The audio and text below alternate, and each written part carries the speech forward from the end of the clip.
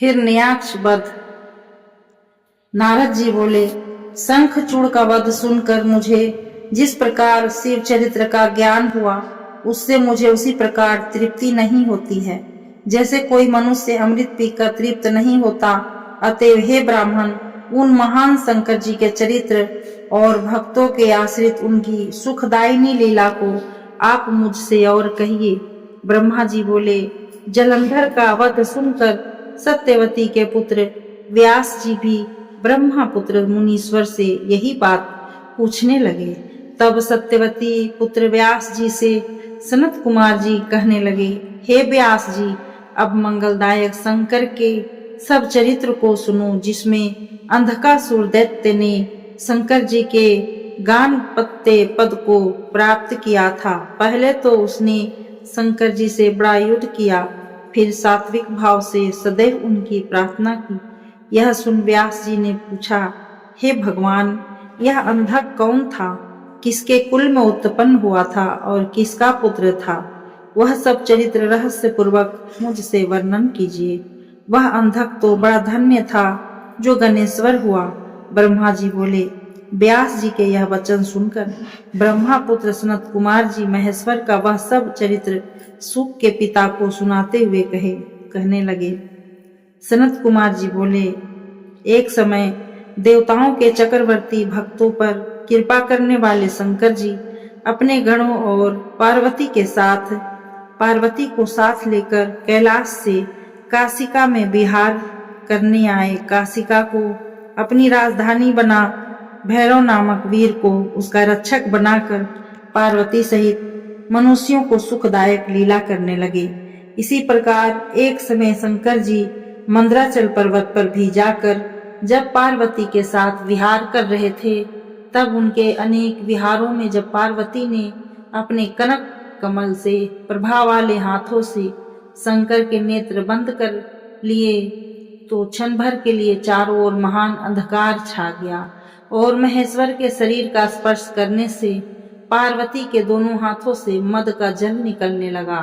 पुनः एक बड़ा कराल मुख भयंकर क्रोध परायण एक अंधा विरूप जटाधारी कृष्ण वर्ण विकृत तथा बहुत से रोमों वाला मनुष्य उत्पन्न हो नाचने, गाने, हंसने, रोने और घोर शब्द करने तथा जीभ से चाटने लग गया।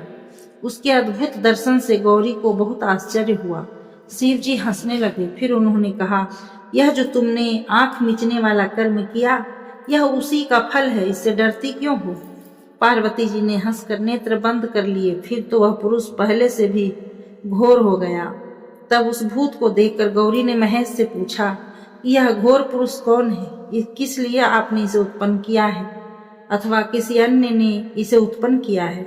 यह किसका पुत्र है?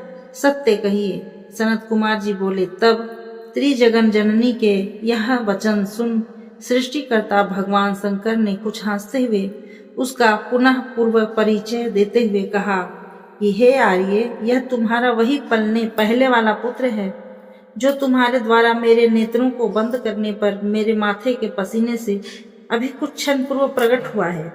तुम ही ने इसको रचा है, अतः तुम ही अपनी सखियों और गणों सहित बुद्धि से विचार कर जैसे उचित हो इसकी रक्षा करो।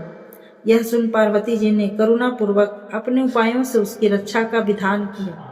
उसी समय हिरण्यनेत्र नामक दैत्य अपने बड़े भाई की संतति वृद्धि देखकर पुत्र कामना से शंकर जी को प्रसन्न करने के लिए वन में तप करने गया। उसके तप से प्रसन्न होकर शंकर जी उसे वर देने गए। उसने कहा, मुझे वीर्यवान पुत्र दीजिए। मेरे भाई के तो प्रहलाद आदि 5 पुत्र हुए हैं, परंतु मेरे कोई पुत्र नहीं है। मैं वंश रहित हूँ, मेरा राज्य कौन भोगेगा? शिव जी ने तथास्तु कहा उसे पुत्र प्राप्ति का वर दिया और कहा, मेरा अंधक नामक पुत्र तेरे ही समान बलवान है, तू सारा दुख भूल उसी पुत्र को मुझसे मांग ले।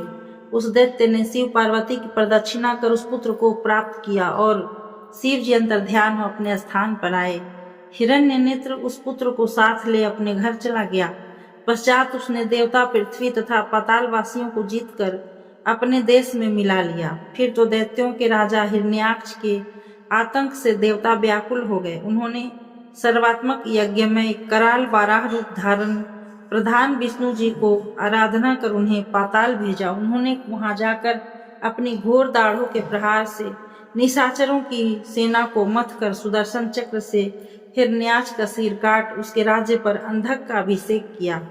फिर अपनी कराल दाढ़ों पर पृथ्वी को उठा जल पर स्थापित किया और सब देवताओं ने प्रसन्न हो उनकी स्तुति की। बारह रूप भगवान अपने लोक को चले गए। हिरण्यनेत्र के मरने से सब देवता और संपूर्ण मुनि तथा वन्य जीव सुखी हो गए।